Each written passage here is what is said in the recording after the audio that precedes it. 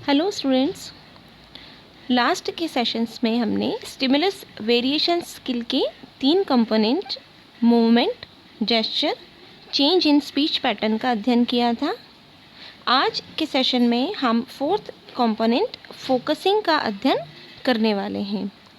जैसा कि आप लोग सभी स्क्रीन पर देख सकते हैं, फोकसिंग को भाव केंद्रीकरण भी कहा जाता है।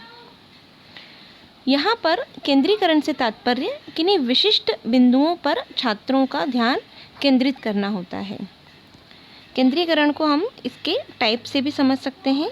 3 टाइप्स के केंद्रीकरण होते हैं जिनको कि टीचर जो है अपनी क्लासरूम टीचिंग में यूज़ कर सकता है। पहला जो होता है दैट इज़ वर्बल फोकसिंग, शाब्दिक केंद्रीकरण। शाब्दिक केंद्रीकरण में शिक्षक छात्रों का ध्यान केंद्रित करने के लिए शब्दों का प्रयोग करते हैं, है ना, क्योंकि इसके नाम से ही स्पष्ट है शाब्दिक केंद्रीकरण। तो यहाँ पर वह शब्दों का प्रयोग करेगा। उदाहरण के तौर पर जैसे अगर वो हृदय से संबंधित कुछ चीज़ पढ़ाना चाहता है ना, मान लीजिए वो हृदय के भाग बताना चाहता है, तब वो क्या बोलेगा स्टूडेंट्स को, इस चित्र में देखिए ना। या तो वो ब्लैक बोर्ड पर हार्ट का पिक्चर बनाएगा और उसकी तरफ शो करके बोल सकता है, या फिर वो चार्ट भी बच्चों को दिखा सकता है। तब वो क्या बोलेगा, इस चित्र में देखिए। तो टीचर के द्वारा इस तरह से कहना, इस चित्र में देखिए या इस चित्र की तरफ देखिए, तो यह एक शाब्दिक केंद्रीकरण का उदाहरण है। या फिर इस प्रकार से, है ना, सुनिए, देखिए, यहाँ देखो ना, आपको याद होगा। तो ये जो कुछ शब्द हैं ये शाब्दिक केंद्रीकरण के उदाहरण हैं जो शिक्षक अपने बच्चों का ध्यान केंद्रित करने के लिए कक्षा में प्रयोग करते हैं।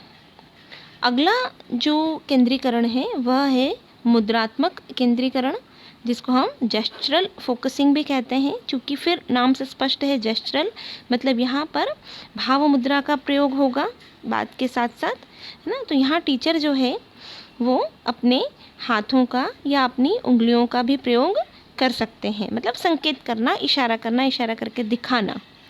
जैसे मान लीजिए कि कोई अर्थशास्त्र का शिक्षक है और वह बेरोजगारी के कारण पढ़ाना चाहता है, तब वो यहाँ पर बच्चों से एक एक करके उसको 3 बिंदुओं को वो सांकेतिक तौर पर वो दर्शा सकता है कि पहला औद्योगिक क्रांति, दूसरा मतलब 2 फिंगर दिखाएगा, वो पहले वो 1 फिंगर दिखाएगा, 1 फिंगर शो करके वह बेरोजगारी का कारण बता सकता है। देन सेकंड वो फिर सेकंड फिंगर वो शो करके 2 फिंगर एक साथ शो करके वह कुटीर उद्योगों का पतन बताएगा। देन थर्ड फिंगर शो करके वो श्रम का महत्व न होना, है ना। इसको हम हमारे कंटेंट से भी समझ सकते हैं। जैसे चूँकि स्क्रीन पर आप देख ही रहे हैं टाइप्स ऑफ फोकसिंग 3 प्रकार के होते हैं, तो आपका टीचर भी आपको इस तरह से पढ़ा सकते हैं कि जैसे फर्स्ट इज़ वर्बल फोकसिंग, है ना, फिर 2 फिंगर दिखाते हुए, है ना, जेस्चरल फोकसिंग, देन थर्ड फिंगर दिखाते हुए वर्बो जेस्चरल फोकसिंग। तो इस तरह से जब टीचर क्लास में विषय वस्तु की तरफ केंद्रीकरण करता है तो उसको मुद्रात्मक केंद्रीकरण कहा जाता है। थर्ड आप देख सकते हैं वर्बो जेस्चरल।